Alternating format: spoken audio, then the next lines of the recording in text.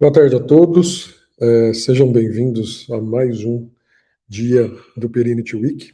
Hoje nós vamos falar a respeito de riscos de terceiros, auditoria aplicada a fornecedores e ambientes em nuvem.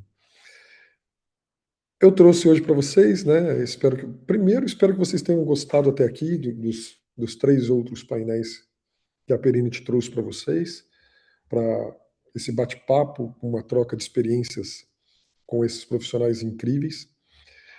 Hoje eu trouxe outros dois profissionais aqui para vocês. Comigo, pelo menos, são debutantes, né? A Cíntia e o Rodrigo, mas acredito que os dois já tenham participado aqui de eventos com a Perinity, tá? Como sempre, o que eu vou fazer é combinar os passos com vocês, né? Dizendo que, primeiro ponto, todo questionamento que vocês fizerem, eu vou aguardar o tempo adequado para fazer esse questionamento, uma vez que não posso atrapalhar o desenvolvimento do raciocínio ou, né, do pensamento dos participantes, tá? Então, o questionamento eu vou deixar mais para o final. Lá para os 20 minutos finais, vocês vão perceber que passa muito rápido, não precisa ficar ansioso, passa rápido demais, quando vocês perceberem já vai estar nas perguntas de vocês, tá? E aí, com isso, a gente dá andamento, a gente montou para vocês aqui uma estrutura de raciocínio para trazer para vocês esses insights valiosos, tá? Eu vou começar como eu faço sempre, eu vou deixar aqui a Cíntia se apresentar, eu sempre começo pelas damas, depois os cavalheiros, e normalmente quem está aqui no meu vídeo, na minha direita, né? Até porque eu sempre fico pro lado aqui, o primeiro do painel, pro lado de cá. Então, fique à vontade, Cíntia, pode se apresentar. Obrigada, Roberto. Obrigada, Perinit. Mais um ano juntos aí. Fico muito feliz de estar com vocês. Eu sou administradora de formação, administradora de empresas. Também tenho ali graduação em gestão hospitalar e ciências contábeis. E algumas especializações, né? MBA em gestão empresarial, compliance e integridade, segurança da informação. Venho aí com 25 anos de carreira, passando a maioria dos anos ali dentro de instituições financeiras e migrando para o segmento de saúde hospitalar em algum momento da carreira. Passei por Big Four e hoje tenho a minha empresa de consultoria e auditoria. Então, espero que gostem do nosso painel e desejo boa sorte aí aos nossos colegas. Com certeza a gente vai gostar. Para quem não conhece, a Cintia tem um vasto conhecimento aí, muitos seguidores que gostam de acompanhar tudo aquilo que ela posta, tudo aquilo que ela fala. E seja bem-vinda, viu, Cintia? Vamos bater esse papo gostoso aqui. Rodrigo, fica à vontade, meu amigo. Não. Obrigado, Roberto. Obrigado aí, Periniti, pela oportunidade. Boa tarde a todos. Queria agradecer também quem se dispôs, né, a participar aqui do evento e ouvir um pouco daquilo que a gente tem para contribuir e a troca que a gente vai fazer aqui hoje. Bom, hoje eu atuo como gerente de riscos, privacidade e governança de segurança da informação na Fairfax Seguros, uma seguradora canadense que tem operações aqui no Brasil. Além disso, eu atuei aí boa parte da minha carreira, que é mais de 20 anos, na segunda e terceira linha de defesa, né? Então, eu já fui auditado, já fui auditor por muitas vezes, já conduzi auditorias, já organizei auditorias e faço isso até hoje dentro do contexto em que eu atuo, né? Tenho formação inicial, a graduação em Direito, me especializei em gestão estratégica de TI, perícia forense, cibersegurança, né? E também sou auditor líder da ISO 9001, além de auditor da 27001. Então, espero poder contribuir aqui com vocês e trazer um pouco da experiência e daquilo que a gente vive aqui no dia a dia. Bacana, seja muito bem-vindo, Rodrigo. É sempre gostoso bater papo também com pessoas que têm essa formação muito parecida com a gente, né? Eu sou formado também em Direito, a minha primeira formação foi Direito, depois foi Tecnologia, e por incrível que pareça, pessoal, a gente tem basicamente em matéria de estudo, se assim podemos dizer, basicamente os mesmos. Quando o Rodrigo falou ali, auditor líder, toda essa parte de tecnologia, segurança, foi todo o caminho que eu vim fazendo. Engraçado, a gente já pode começar a falar um pouquinho de terceiro, que eu lembro quando eu comecei minha carreira, eu era um consultor, né? Depois de ter passado por algumas empresas, eu era consultor e quando eu fui contratado, eu era terceiro, né? Porque normalmente, para quem não sabe, quando você contrata um PJ, por mais que seja uma contratação no formato PJ, você é um terceiro, né? Você não é um colaborador. E na época, eu lembro do pessoal falar para mim assim, eu não vou citar os nomes, porque as pessoas depois vão olhar e falar, pô, Roberto, que exemplo, apesar de eu achar um exemplo positivo, mas olha o risco dentro do projeto. As pessoas olhavam e falavam assim, Roberto, o que você conhece disso aqui? Eu falava assim, cara, não conheço muito, mas acho que dá para fazer. E a pessoa soltava assim para mim, Cintia e Rodrigo, então tó esse livro, estuda e vai para cima. Pensando hoje, para analisar isso hoje, dentro desse tema que a gente está falando, especificamente desse tema, cara, eu podia não entender nada, bulufas daquilo que estava sendo passado para mim naquele livro, naquela situação, ter feito um projeto horroroso, né? E na verdade acabou saindo do outro lado, graças a Deus. Eu também tive ali alguns gerentes de projeto na época que eram muito bons, eles me nortearam muito bem ali. Mas percebe, o risco já estava ali. E são coisas que naquela época, isso eu estou falando, né, não vou citar idade aqui para não comprometer ninguém com relação à idade, né, mas muito tempo atrás. Pessoal, vamos lá. Para quem não me conhece, sou Roberto Oliveira, eu sou o gestor aqui na Perenity hoje, da frente de privacidade de dados e também da frente de segurança da informação. Um dos principais moderadores do Perenity Week desde de sua concepção, tá? O restante eu não vou passar de novo, porque eu já, né, a gente sempre fala essa formação, então quem segue aqui a Perenity, quem nos segue, já sabe ali toda essa formação, formação em direito, tecnologia, toda essa frente de cibersegurança, segurança da informação em si, e também gosto muito, sou muito apaixonado pelo GRC. Então, assim, estudei muito risco, estudei muito compliance, muita auditoria, muito esses fluxos. E, Cíntia, infelizmente não fiz administração, mas eu gosto muito de entender como funciona a empresa. Então, eu fico sempre ali, desenho, redesenho, desenho, redesenho, até entender o funcionamento de todas elas. Mas, pessoal, a ideia hoje é falar a respeito de risco de terceiro. Acho que é um tema bacana, um tema importante, porque hoje, do jeito que as coisas se encontram no mercado, a gente contrata muito terceiros para executar algumas atividades que, na minha época, isso só seriam executados por colaboradores, né? E eu falo muito isso aqui para o pessoal dentro da Perenity, e eu queria puxar através dessa fala.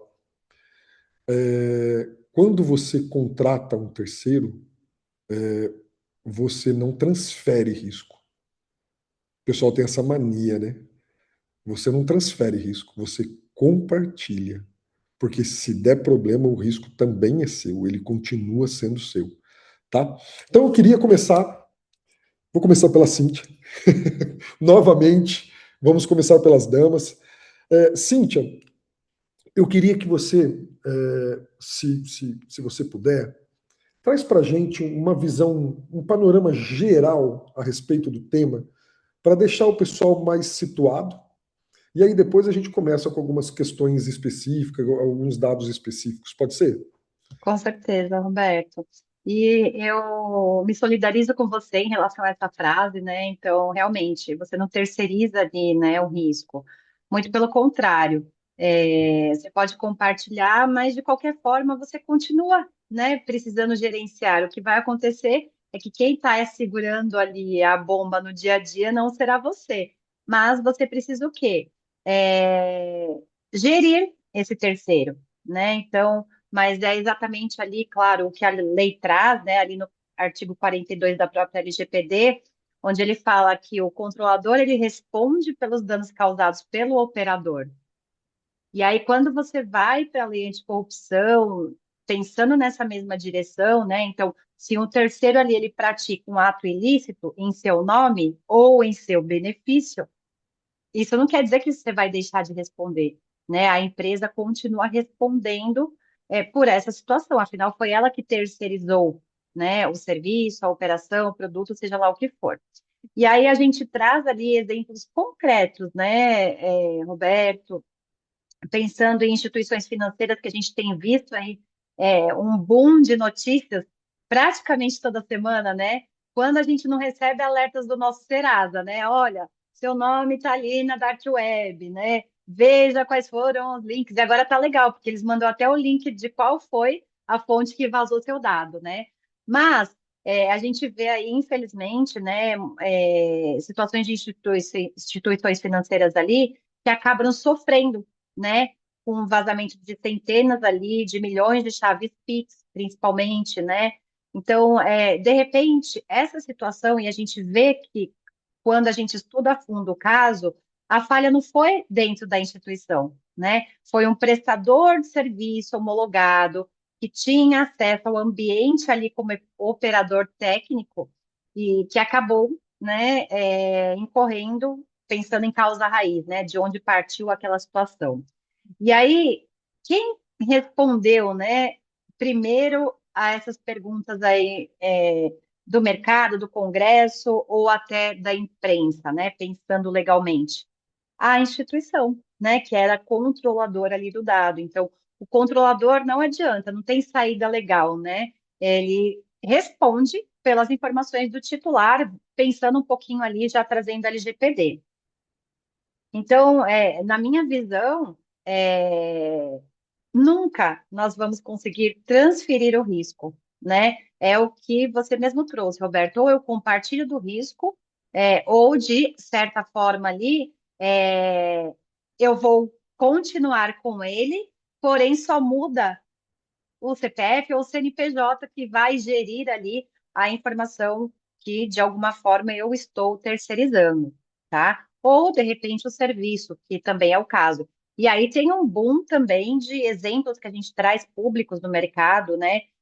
Quantas empresas terceirizadas de segurança, de manutenção, de limpeza, que prestam serviços em nome de multinacionais e que por conta de uma, de repente, ou falta de gestão, de treinamento, de capacitação ou conscientização, já traz o risco de imagem em nome da empresa, que ninguém quer saber se foi o terceirizado, se ele está ali, né, falando em nome da empresa ou não. Eles vão em cima da marca, que efetivamente, eu concordo, a responsável por essa contratação, né?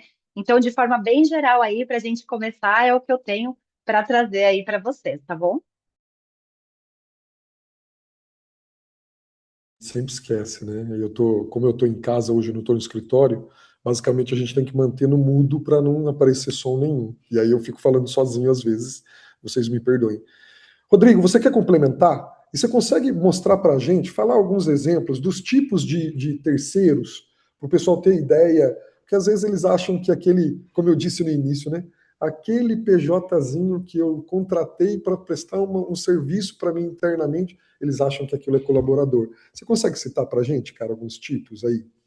Não, claro, claro.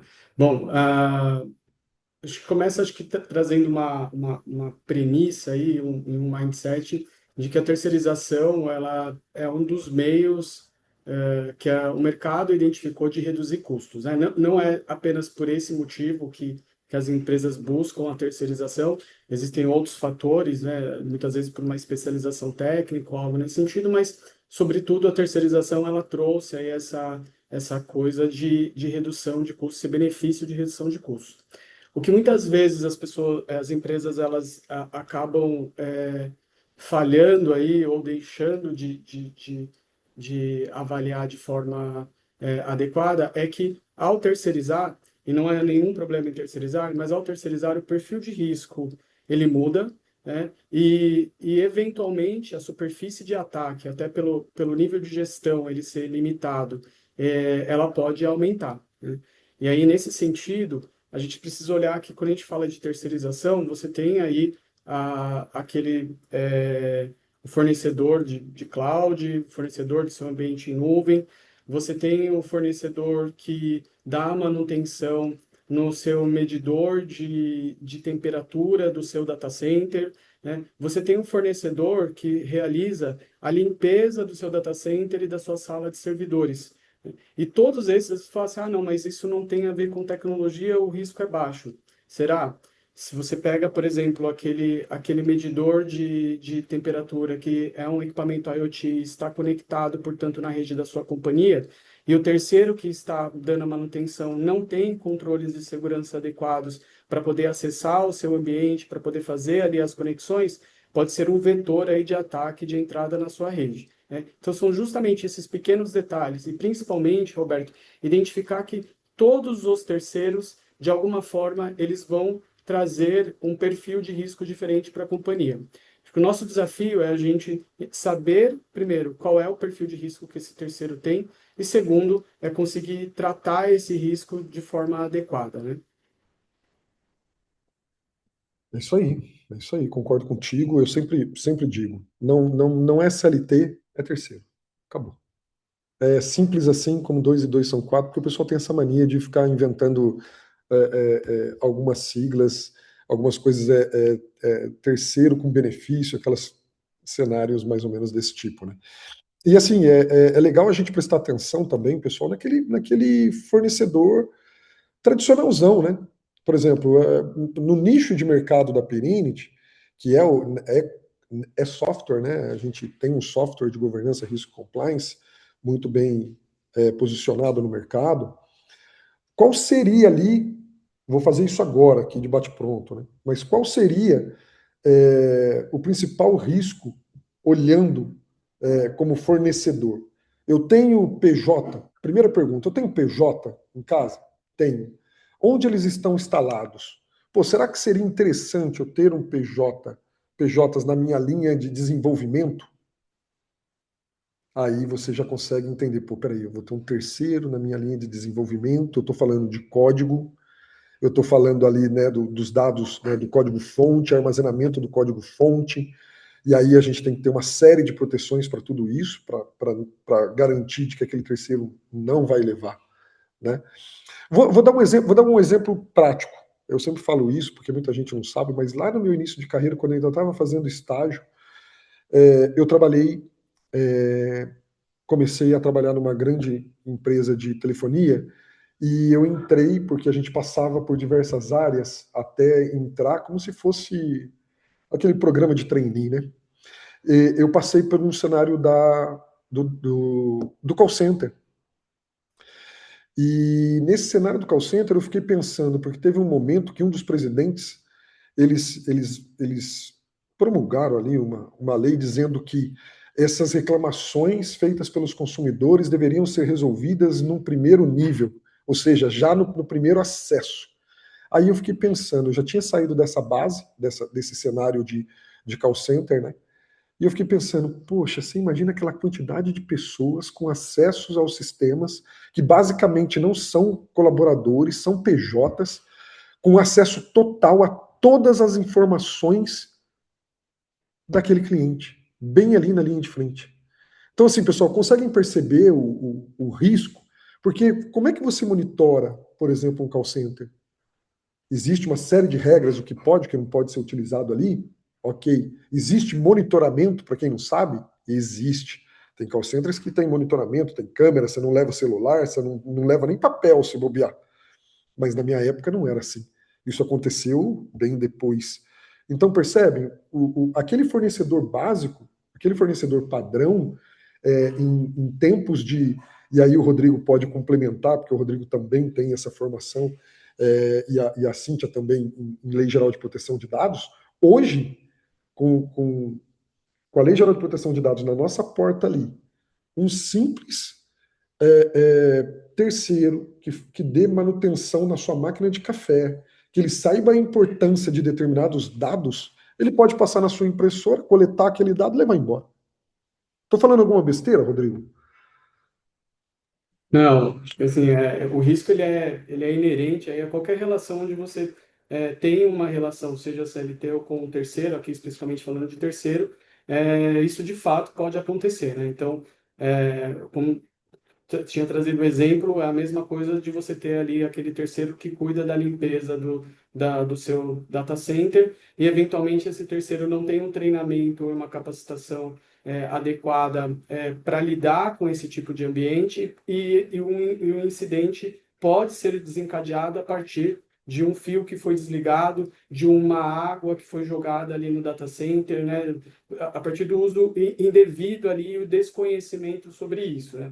E, é claro, para além das questões de confidencialidade das informações, né? O terceiro está dentro da companhia, muitas vezes ele tem acesso aí a uma série de informações e ele saber identificar, saber a existência de regras na companhia e principalmente saber a existência dos monitoramentos, isso traz uma construção cultural para que ele tenha um pouco mais de cuidado, um pouco mais de zelo com tudo aquilo que ele lida, né?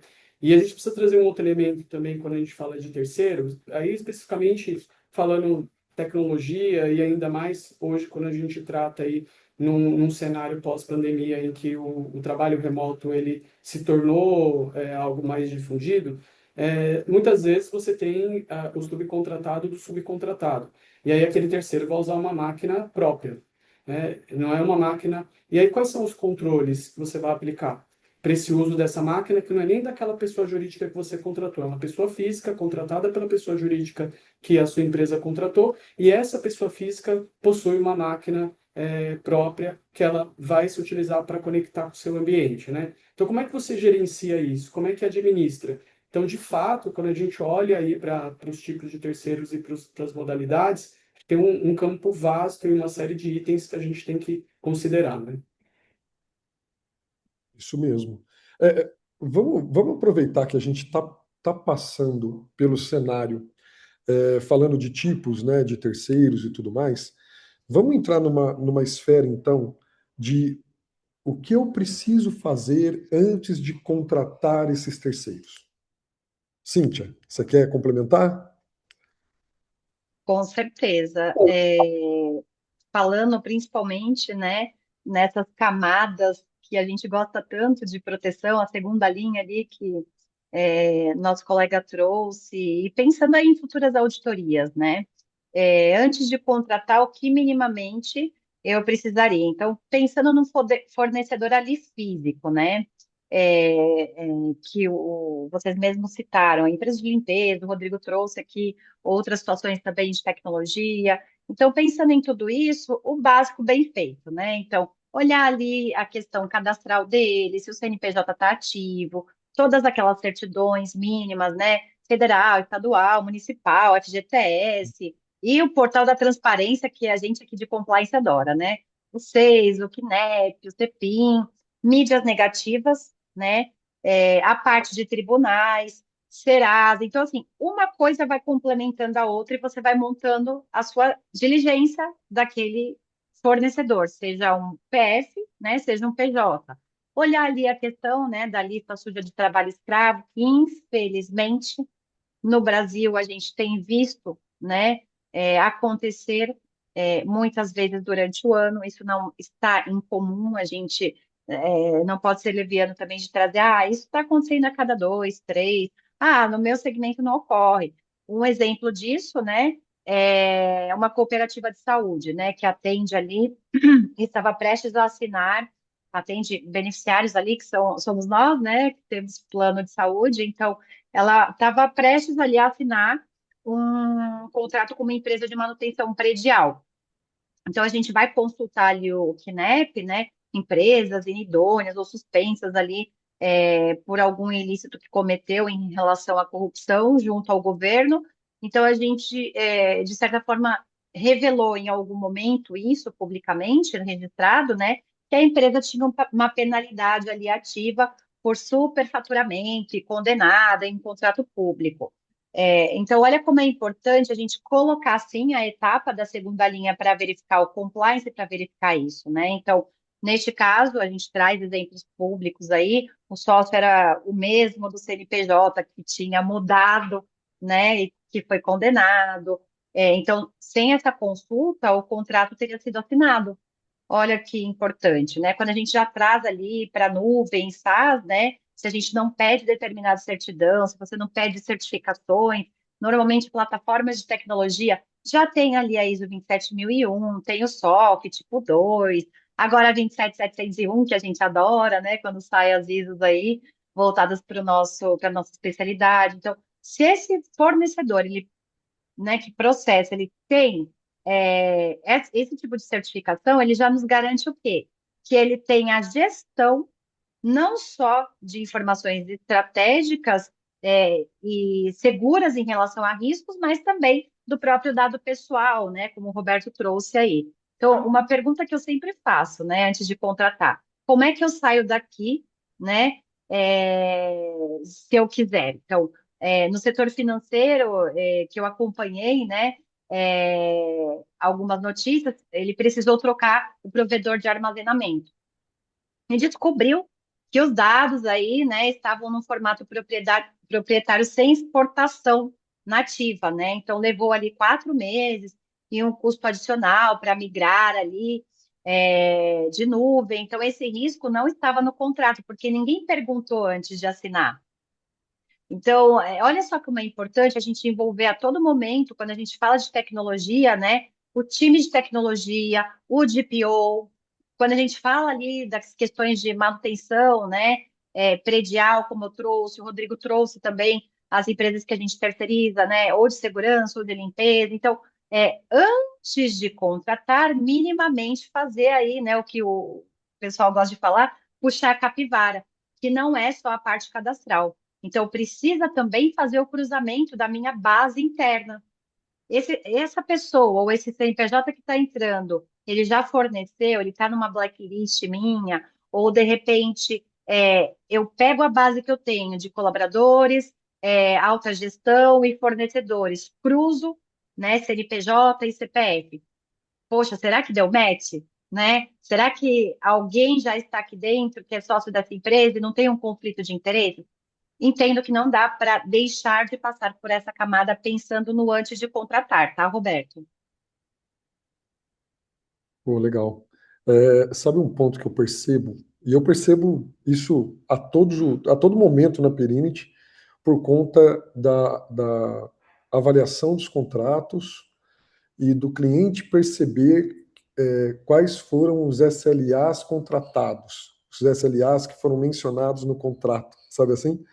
Porque eu percebo que isso não foi muito difundido, e aí, num determinado momento, ele está achando que o SLA é o SLA que está estipulado na empresa dele, e na verdade é o SLA que está estipulado na nossa.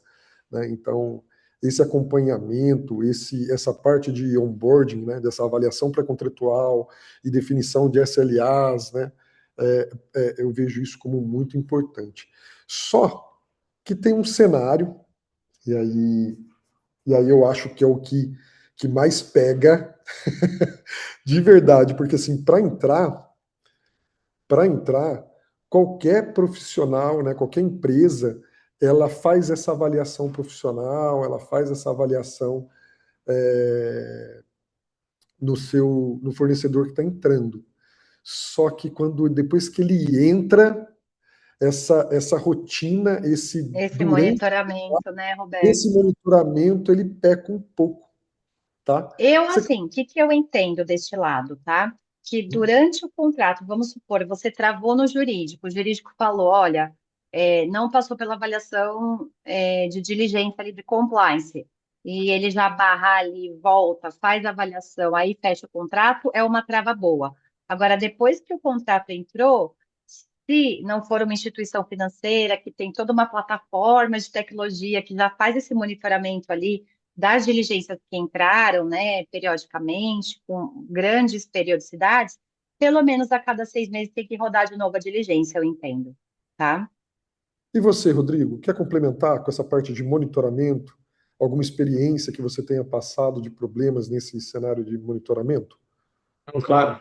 Eu acho que é o que eu acredito assim, o primeiro ponto que a gente precisa considerar quando a gente vai falar, seja da diligência inicial, da avaliação inicial, quanto do monitoramento, é a gente entender que nem todo risco de terceiro ele é igual e que os critérios de avaliação até podem ser os mesmos. Então, o checklist que a gente olha ali, olha, todos esses pontos que a Cíntia trouxe, mais certificações de segurança, mais a existência de controles de segurança, o nível de maturidade desses controles, o checklist, eventualmente, ele pode até ser o mesmo, guardadas as exceções, que é sempre importante olhar e falar, olha, será que eu tenho que pedir um relatório SOC 2 para uma empresa que vai fornecer equipamentos ou manutenção das TVs do andar?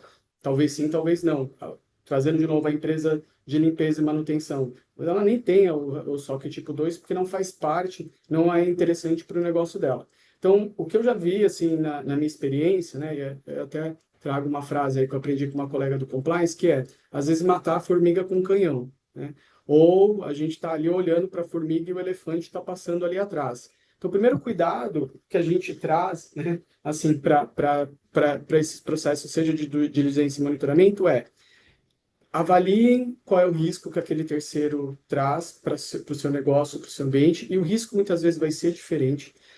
E nos critérios, seja de monitoramento ou seja de diligência, atribua pontuações diferentes de acordo com o risco do terceiro. Então, um terceiro que eventualmente tem ali uma deficiência de um controle de segurança e é o seu fornecedor de nuvem privada, isso pode ser um impeditivo para você contratá-lo. Mas para outros segmentos, outros tipos de negócio, o peso pode ser menor e, eventualmente, você pode até fazer um acordo para que o terceiro regularize aquilo ainda em tempo de contrato, né? Quando a gente vai aí para o monitoramento, como a Cíntia falou, depende muito também do contexto do contrato, depende muito do tamanho, né, e da frequência que o terceiro ele atua aí dentro da sua empresa. Então, você tem um terceiro que faz serviços pontuais, você usa ele uma vez por ano.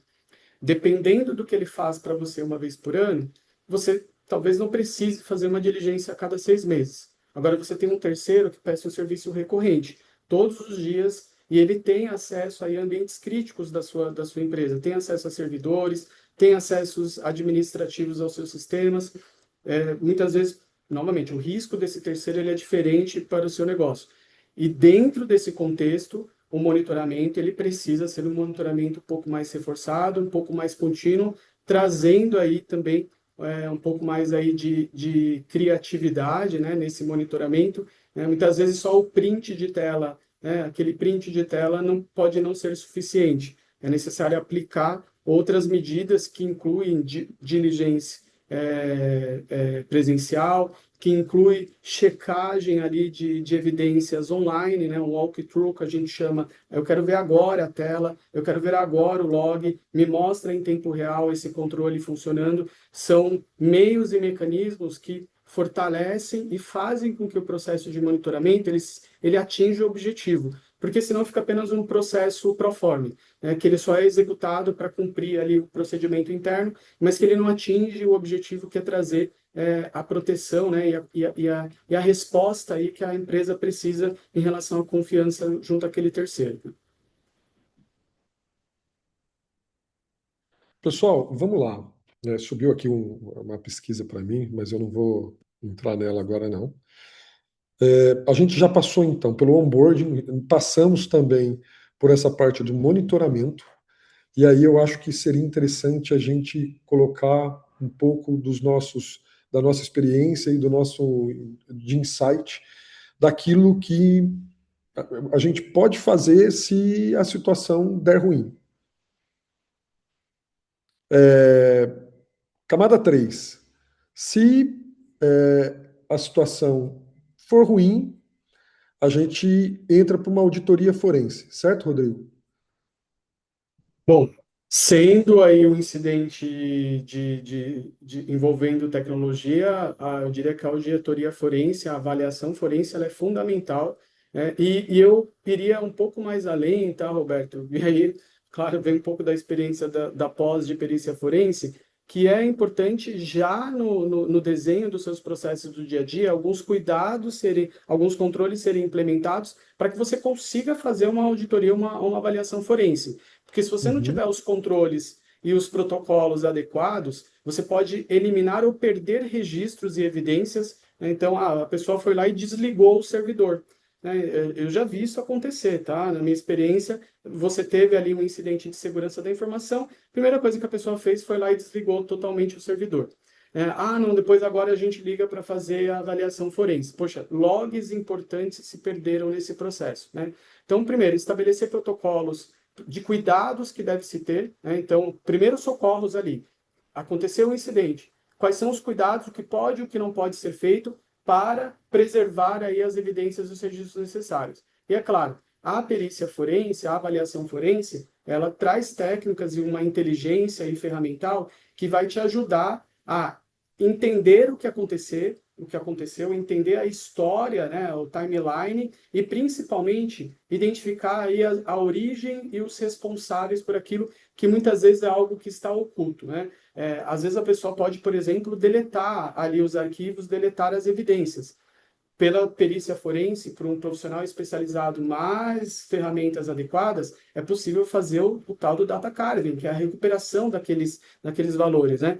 Muitas vezes a pessoa, ela se burla aí consegue burlar alguns tipos de controles se utilizando de tecnologia, que os meios tradicionais não conseguem detectar. A perícia forense vai conseguir detectar, vai conseguir trazer, então, aí esse esclarecimento e as respostas que a empresa precisa, até para que ela também possa prestar contas, porque no fim do dia, diante de uma situação ruim, a empresa que responde ali pelo negócio é a primeira que vai ter que se posicionar junto aí ao cliente, junto ao mercado, junto ao acionista, junto às entidades reguladoras, né? E para tudo isso ela vai precisar ter respostas, registros e esclarecimentos que, na minha visão, existem coisas que só a perícia e a avaliação forense trazem.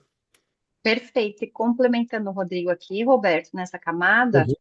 tem uma questão primordial, né? A gente entender se contratualmente com esse fornecedor que de repente vazou uma informação, né? Ou se nos contratos que nós fazemos com os fornecedores existe cláusula contratual de auditoria e que a gente tem a possibilidade de realizar a auditoria a qualquer tempo nesse terceiro, porque pode ser um entrave gigante, né, para nós, caso, né, não exista essa amarração.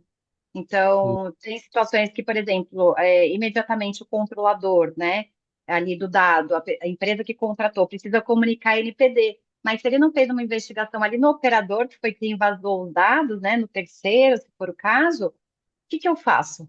Né? Ele pode se negar a passar, porque contratualmente eu em nenhum momento me amarrei ali, né? Fechei essa torneira, como o outro diz, de que eu precisava e posso, a qualquer momento, sim, realizar qualquer tipo de auditoria nesse operador, né?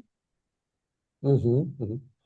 Se você for pensar nesse sentido, como você está dizendo, né, você tem que de fato fazer um onboard muito amarrado, principalmente no cenário de contrato, para você entender ter algumas cláusulas e o entendimento de onde, falando de dado, né, de onde esses dados vão estar localizados, depois como é que esses dados são destruídos, por quanto tempo eles ficam armazenados, se existe uma série de fatores, como segregação de ambiente e tudo mais, isso é válido.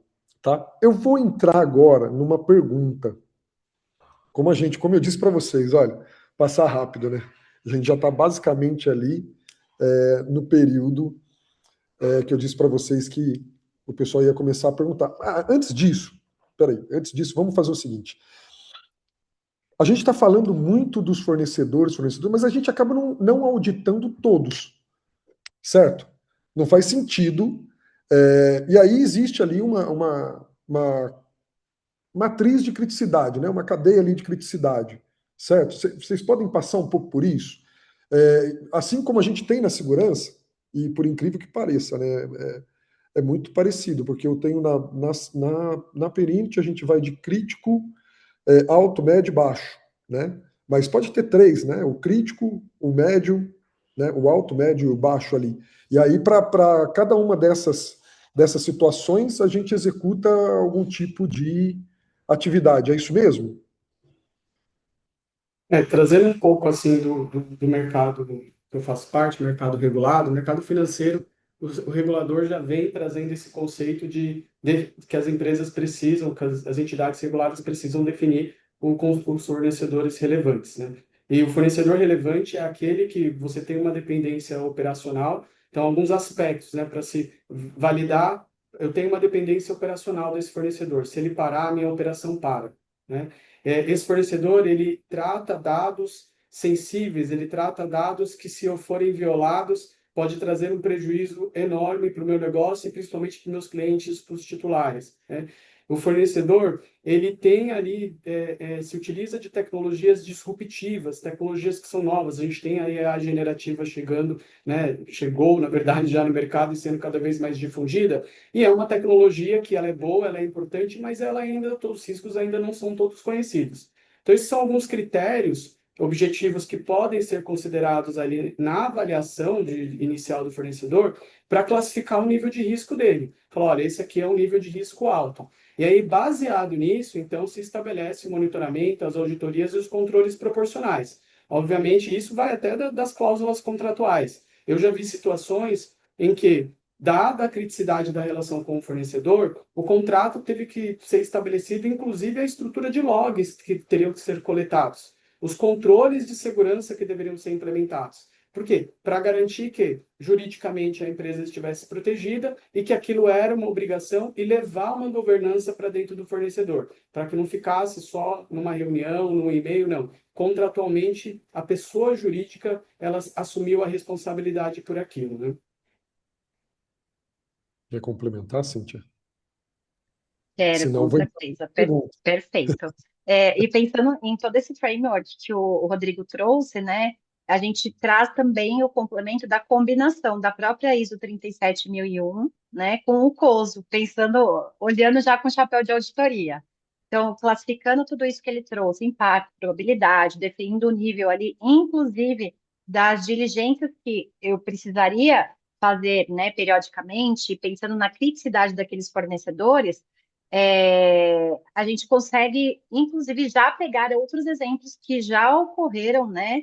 E como isso funcionou. Então, vamos pensar de novo, que eu vi aqui que tem uma colega no ao vivo, que é a Rafaela, né, Rafaela? Você também era instituição financeira e hoje está, né, no segmento de saúde. Então, a gente está acompanhando vocês no ao vivo também. Eu vou trazer até um exemplo aqui, da Rafaela, do segmento dela. Então, vamos supor que essa empresa de saúde ela tem 200 fornecedores ativos, né? Então, a gente aplica essa matriz de risco que o próprio Rodrigo trouxe, identificando ali, por exemplo, 18 riscos que nós consideramos críticos, né? Então, desses 18, a gente concentra ele em auditorias completas, né?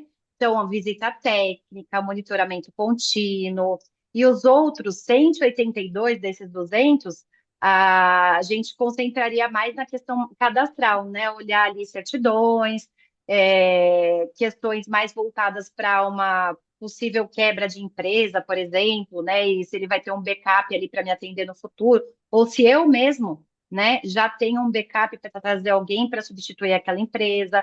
Porque se eu olho ali para quem é mais crítico para o meu negócio, quem, né, eu estou ali com concentração de produtos ou serviços na mão, eu consigo diminuir aí em 60% o esforço, né, do compliance, do time de risco, para aprofundamento naqueles que realmente importam, né? Então, a gente traz ali, né, o próprio exemplo da gente olhar para nuvem, né? Então, uso o Cloud Security ali, o CCM, o próprio NIST, né? Então, se a gente tem ali, olhando para o Cloud Security Alliance, a gente tem 197 controles específicos só para risco de terceira em nuvem.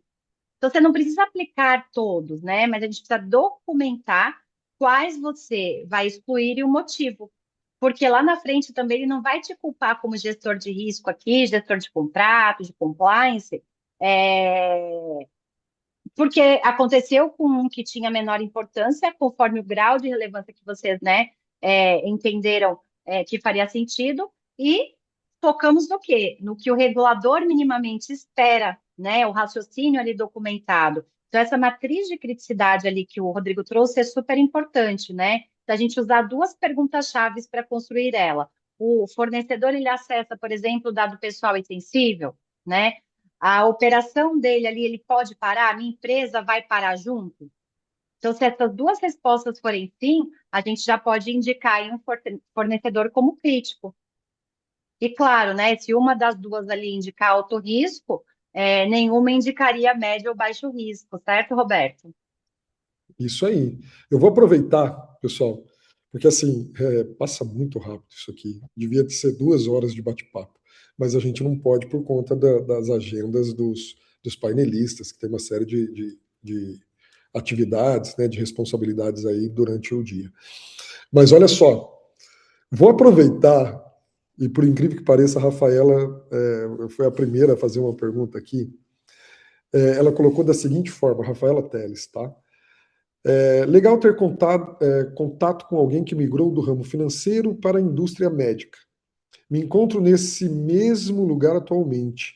Atuo como analista de controles internos e meu questionamento seria: quais são os principais indicadores de riscos de terceiros que devemos implementar e monitorar? Aí fica à vontade. Quem abrir primeiro o microfone, responde. Bom, Rafaela, aqui volto para definir primeiro qual é a relação que você tem com esse terceiro, que tipo de prestação de serviços ele tem, né? E qual é o risco que ele oferece aí para o seu negócio, né? Então, vamos pegar aqui sobre um aspecto, por exemplo, de um fornecedor de tecnologia. Então, o fornecedor, ele presta serviços licenciando algum tipo de software para sua empresa. O que a gente consideraria aí nesse caso? Controles de segurança, né? Então, olha, esse sistema ele tem MFA, esse fornecedor ele tem políticas de senha forte, né? Ele realiza uma auditoria interna. Então, e olhar aí qual, né, dentro do seu panorama, dentro do seu programa, qual o percentual de fornecedores que atendem a esses critérios, é um indicador para você avaliar o nível de risco ao qual a empresa que você está exposta. Então, metade dos meus fornecedores de tecnologia não tem acesso aí, não tem MFA. Poxa, isso é um problema, isso é algo que precisa ser mais bem monitorado, né? Fornecedores que têm aí algum tipo de monitoramento interno, né? Então, novamente, pegar aquelas informações que muitas vezes são obtidas por meio do due diligence ou do monitoramento contínuo e transportar esses dados para indicadores, segregando eles por fornecedor. Acho que isso é um grande indicador que pode te ajudar bastante, tá? Do ponto de vista aí de governança, né? Então você olhar ali qual é o percentual de fornecedor que quantos fornecedores você já avaliou, quantos fornecedores você já reavaliou, qual foi a última vez que você fez aí a avaliação dos fornecedores por tempo de criticidade, também são indicadores que vão te ajudar a estabelecer aí prioridades e muitas vezes o direcionamento de recursos, porque a gente sabe que os recursos muitas vezes são limitados. E aí a gente, novamente, precisa tomar cuidado para a gente não ficar olhando a formiguinha e o elefante passando lá atrás, né? Então, esses são alguns exemplos aí que me vêm à mente que poderiam te ajudar. Cíntia, quer complementar com algum que você tenha em mente, tenha usado? Ai, aqui apitou uma pergunta aqui para mim. Ah, não, essa é uma pesquisa que normalmente o nosso, o Ah, nosso, eu a pensei nossa, que era algum não. profissional. Normalmente a nossa, eu costumo chamar carinhosamente da nossa voz do além aqui, que é o Bueno, né? É o, é o nosso colaborador responsável por toda a arquitetura desse evento e tudo mais. Ele lança algumas pesquisas. Ah, ótimo. Aí vai para todo mundo, vai inclusive para as pessoas que estão aqui. Ótimo, perfeito. Bom, eu tenho aqui complementos do Rodrigo também, tá? Ele trouxe os mínimos relevantes, né, Rodrigo? Então, pensando na conformidade documental, né, que provavelmente é a preocupação aqui da Rafaela que você puxou, né, Roberto? Então, percentual ali de fornecedores com certidões válidas, então, estabelecer uma meta de 95%, né? Prazo médio de revalidação das certidões, então, dentro daquele ciclo semestral, né? Define quais são, né, as revalidações que você vai fazer com base nesses fornecedores críticos, se serão todos ou algum percentual mínimo, né? número de fornecedores que passaram por exceção, então pendência documental aberta, em aberto ainda, né? Mas pensando no risco operacional, por exemplo, né, o Rodrigo trouxe algumas questões importantes. Então, qual é o índice de disponibilidade do fornecedor? Então, SLA contratado e o SLA efetivamente entregue, se é que naquele período, né, estão fazendo essa gestão. Número ali mínimo de incidentes operacionais que o fornecedor passou, se a gente, né, conseguir monitorar isso. Então, qual é o fornecedor que eu vou monitorar? É alguém de tecnologia, são plataformas como o Rodrigo trouxe, ou são outros tipos de serviços ou produtos que eu contratei? Então, tudo, o indicador vai variar, né, do tipo, inclusive, que o fornecedor ali, tipo de produto ou serviço que ele está entregando, né? Então, pensando em segurança em nuvem ali, que o próprio Rodrigo trouxe, né?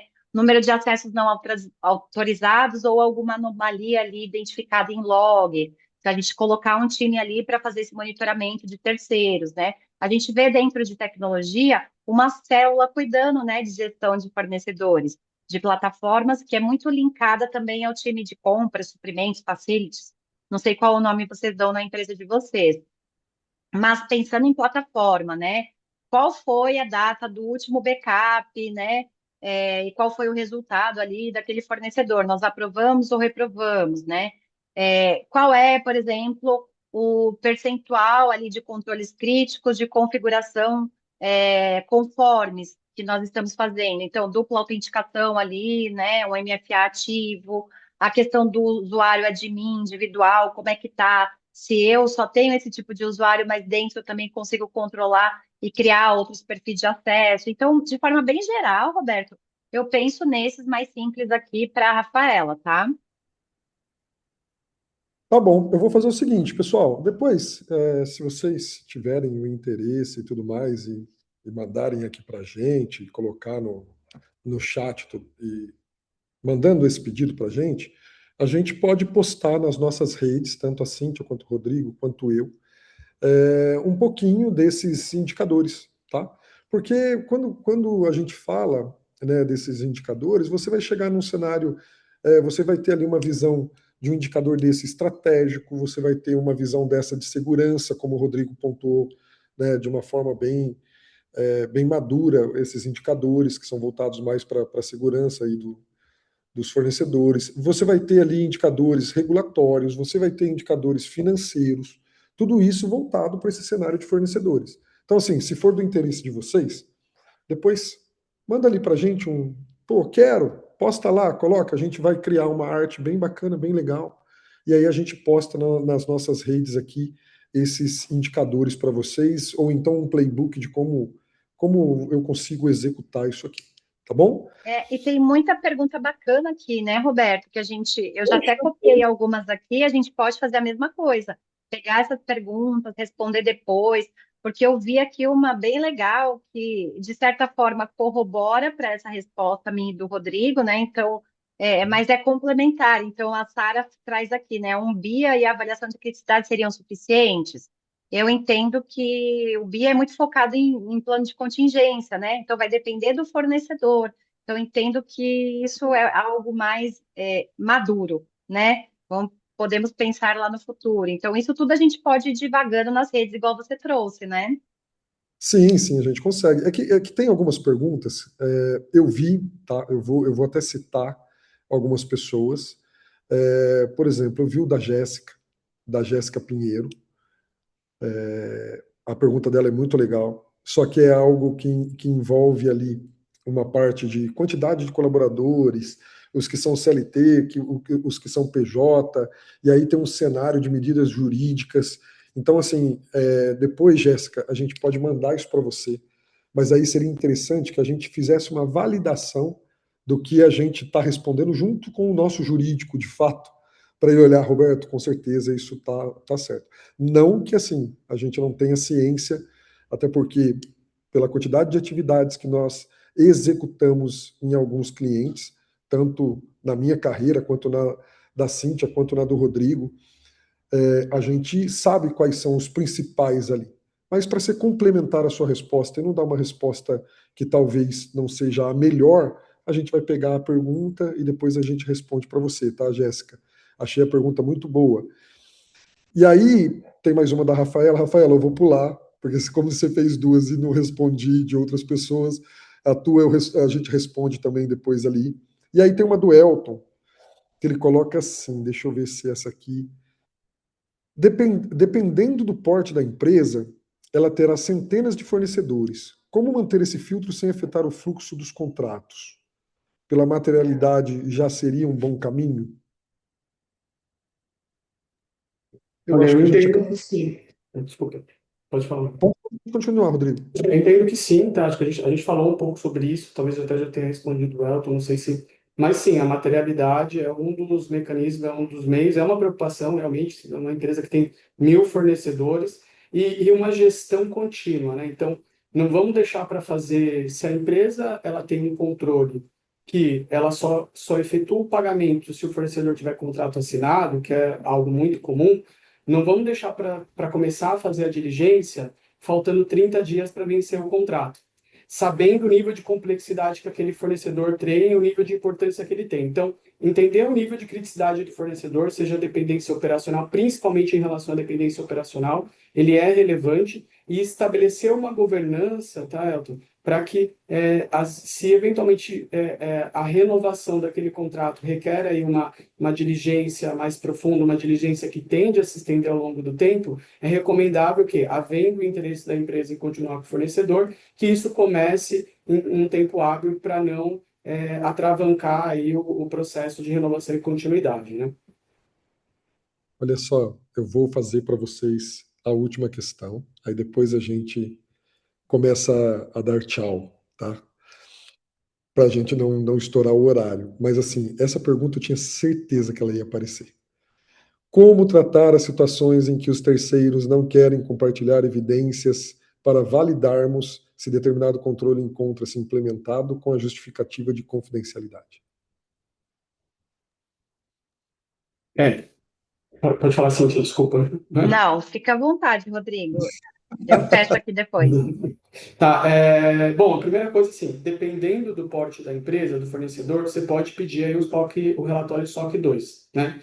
Esse é um relatório que atesta, e a Cíntia que veio de Big Four, aí a auditoria deve conhecer, pode até depois complementar, mas ele é um relatório que ele é feito justamente para dar esse nível de publicidade, de que existem controles, esses controles foram auditados, e o nível de efetividade desses controles, o nível de maturidade, tá? E se a empresa não tiver o relatório SOC tipo 2, né? O que eu já vi acontecer e é algo que traz aí eventualmente um conforto. Isso acontece muito com pentest. Muitas vezes a empresa não pode abrir ali o relatório de pentest porque revela informações muito confidenciais. E você não sabe onde vai parar esse relatório depois que está dizendo as vulnerabilidades que você tem, né? Mesmo que você vá corrigi-las. O que eu já vi resolver isso é uma declaração que eu fiz o pentest, que eu tenho aquele controle, que foram identificadas vulnerabilidades, que elas serão corrigidas até a data tal. Tá? Foi um meio termo aí que eu já encontrei aí na minha carreira para conciliar essa questão da confidencialidade com a importância da gente ter uma prestação de contas. Gente, Perfeito. Uma dica ali, né, e um erro também que eu vejo muitas empresas cometerem é confiar no selo, né? Então, uma empresa foi lá e entregou um selo XPTO, uma 27001, 37001, né? Então, olha aqui, ó, não preciso responder a diligência, todo aquele questionário que você normalmente me manda. Então, veja aqui como eu tenho, né, qualidade, segurança, né? Então, assim, que eu entendo, tá, do meu lado? Que a depender do selo, isso mostra, obviamente, né, que é uma empresa ali que faz um monitoramento muito grande dos seus riscos, né? Porém, né, além de pedir o certificado, a gente pode pensar, pensando em plataforma, né? Pede ali um relatório de pentest do último ano, exija que o fornecedor entregue ali a varredura da configuração do seu ambiente, né? Especificamente, não do ambiente geral deles, né? Mas a gente não esquecer também do modelo ali de responsabilidade compartilhada, né? Então, a gente entender que eu, de repente, terceirizei meu data center, né? A rede física, tá? Mas isso não te protege 100%, né? Eu tenho outras instâncias para olhar para dentro de casa. Tem erro muito comum que eu vejo, principalmente nessas auditorias, né? O Rodrigo trouxe a questão de olhar em loco, né? Que a empresa acha que porque contratou ali um provedor em nuvem, ele está seguro. A gente viu agora com a guerra, né? Que quantos galpões ali, quantos data centers sendo destruídos, né? De empresas ali dos Estados Unidos. Ah, obviamente isso, né? Eles têm vários outros backups em outros países, pode ser. Mas quem disse que não afetou algumas empresas com isso, né? Que ali estavam dependendo 100% deles. Pode ser no Brasil, né? Que nenhum tenha sido afetado, mas e lá fora, né? Então a gente também não se apoiar na terceirização, né? A gente também precisa ter a nossa contingência, a gente também precisa ter o nosso backup, né? Então, só para fechar também o que o Roberto trouxe aqui para a gente, né? Eu tenho um resumão aqui para vocês: auditar antes, monitorar durante, né? E exigir também, né?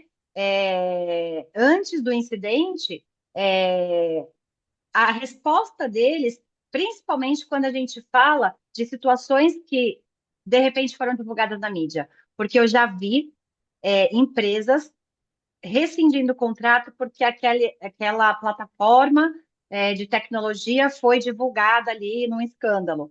Poxa, você mesmo já está julgando, você já está condenando a empresa, né? Às vezes como a gente fala hoje de fake news. Então, será que de fato aquela empresa, né, ela teve alguma culpa ou porque estava atrelada aquele CNPJ teve isso, né, Roberto? Então, também tem que olhar para o outro lado, concorda? Eu vou complementar para a gente finalizar, mas nesse ponto que você está dizendo, concordo plenamente, porque assim, não é a plataforma que executa, porque a plataforma hoje ela não é. O pessoal esquece a sistematização, confunde sistematização com automatização. Pessoal, a plataforma você não vai plugar e ela vai sair mostrando para vocês os riscos e tudo aquilo que você precisa fazer. Então, quem toma a decisão ali dentro da plataforma, num determinado momento, para um risco ou para um controle, para um teste, coisa do tipo, os testes estão começando a ser automatizados por IA. Mas, assim, são as pessoas. Então, por exemplo, você julgar a plataforma porque a plataforma estava sendo um modo de agilizar o serviço em determinada empresa e não foi ela que tomou a decisão, é um erro brutal. Uma coisa não tem nada a ver com outra. Complementando o que você falou da ISO, Cíntia, a ISO basicamente, ela é uma, assim, eu concordo com a história de que você não pode confiar no selo. De fato, eu concordo. Você tem que pedir evidências e até porque todas as ISOs, pelo menos não vou colocar todas, tá? Porque grande parte das ISOs, elas colocam um sistema de gestão. E dentro desse sistema de gestão, esse sistema de gestão ele tem que funcionar para que depois o anexo A, onde tem os controles, eles funcionem casados com o sistema de gestão. Se isso funciona, o sistema de gestão junto com o anexo A, ou seja, para aqueles que estão na sigla, né, o Rodrigo, o SGSI mais o anexo A lá da ISO, quando você faz isso, o selo ele é forte. Só que qual que é o principal ponto que ninguém se atenta? Qual o escopo que foi relacionado na ISO? O escopo. Porque o cara vai lá e coloca assim, tá, beleza. O escopo, aí ele vai, pega um pedaço da operação e coloca o escopo, aquele pedacinho da operação. O que isso interessa? Aí você tem que olhar e ver, pô, será que isso me interessa? Isso tem a ver com o que ele está me vendendo? Por exemplo, nós vendemos o software. Será que o escopo contratado, o da Perinit eu posso garantir, desde o escopo, eu sei porque fui eu que determinei o escopo, até porque, né, fui eu que fiz esse processo todo aqui dentro da Perinit. Desde a comercialização até o distrato. Ficou grande, hein, Rodrigo, esse processo dentro da ISO. Gigante. mas a gente garante o que está entregando, tá? Agora, você tem que olhar o escopo. Se você não olha, o cara pode falar assim, vamos fazer o seguinte, pô, é o software, eu vou colocar só esse pedacinho aqui. E aí ele vai lá, manda um monte de evidências. Aí tem gente que pede declaração de aplicabilidade. Pô, você pode mandar, pode não sei. Aí quando você vai ver, você está achando que cobre, o escopo cobre e não cobre.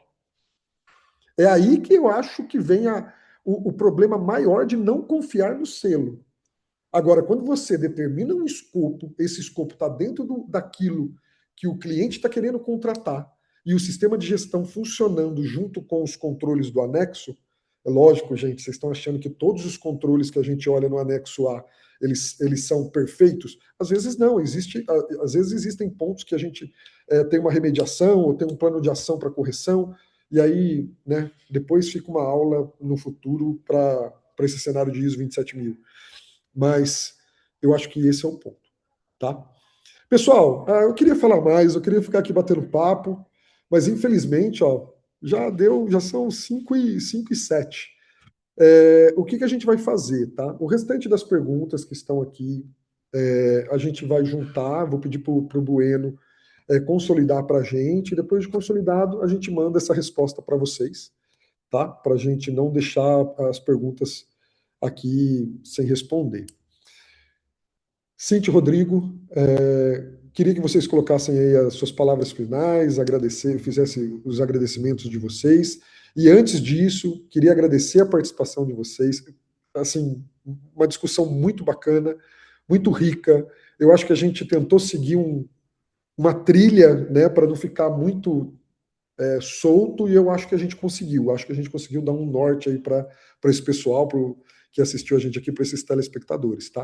Muito obrigado, Cíntia, muito obrigado, Rodrigo, pela participação, e conto com vocês nas próximas, Eu tá que bom? agradeço, o Perinit, o Roberto, o Rodrigo aí, meu parceiro de live, algumas pessoas que a gente conseguiu interagir, outras que a gente vai interagir no futuro, né? E dizer ali, só para a gente encerrar esse painel ali, para a gente não esquecer da cláusula de direito de auditoria, né? Ela tem que estar no contrato, né? Antes de qualquer problema acontecer, né? Porque depois que o incidente ocorre, né, sem essa cláusula, a gente investigar, como o próprio Rodrigo trouxe, pode, né, ficar ali na opção do fornecedor e ele dizer não para você, né? Então, muito obrigada, até a próxima, se Deus quiser, e excelente fim de semana para todos. Obrigado, Cíntia, obrigado aí a Perit, o Roberto. Obrigado a todos que pararam aqui um tempo do seu dia para nos ouvir. Foi um bate-papo inicial, né? A gente, como o Roberto falou, poderíamos ficar aqui o dia inteiro falando, porque o assunto ele tem bastante coisa para se comentar. Parabéns aí pela Perit, né, por trazer esse tema, que é um tema tão relevante hoje no mercado, para discussão e para compartilhamento de conhecimento. O que a gente deixa de mensagem, né, gente, assim, de tudo que a gente falou hoje identifique sempre o risco o perfil de risco do terceiro. Não trate todos os terceiros da mesma forma e com os mesmos controles, com padrões para tudo, né? E trate o risco de acordo aliás, trate a relação do terceiro, a auditoria, due diligência e monitoramento, de acordo com a criticidade e com a relevância que ele tem para o seu negócio, né? E pensar também que due diligence não é um evento único. Ele é um processo contínuo e é algo que você não vai fazer só no início da relação. Você tem que estabelecer marcos aí e regras e gatilhos para você continuar renovando e fazendo ele até o final do contrato, né? É isso. Obrigado, viu, pessoal? Pessoal, antes de encerrar, é que eu vi encerrar que eu digo de dar tchau, tá? Fernando, eu vi o seu último comentário aqui. Amigo, você está precisando colocar esse direito de auditoria no seu contrato. Faz isso, tá? Porque você colocou aqui, às vezes nem as políticas dos fornecedores querem compartilhar. Coloca isso no contrato, que você vai obrigar ele a compartilhar tudo aquilo que você precisa, tá? Da melhor forma possível. Pessoal, obrigado para quem. O Rodrigo já falou isso, né? Para quem teve aí um tempinho para assistir esse bate-papo, para enriquecer um pouquinho esse webinar. Queria agradecer vocês, todos os telespectadores aqui da Perinte, clientes, não clientes, e dizer que amanhã tem mais um, né? O último dia do Perinte Week. vai ser conduzido, se eu não me engano, peraí, deixa eu olhar, tá, gente? Porque eu não lembro. Acho que é com o Leandro Burba, né, Cíntia? O de amanhã é com o Leandro ou é com o Edu? Ai, agora eu já não sei, Eu não sei, Roberto. Pelo menos uma vez por dia eu tô entrando com vocês. também não sei. Mas amanhã tem Perinity Week de novo, pessoal. Assistam, vocês vão gostar, tá bom? Então, dou por encerrado mais um dia de Perinity Week e até amanhã.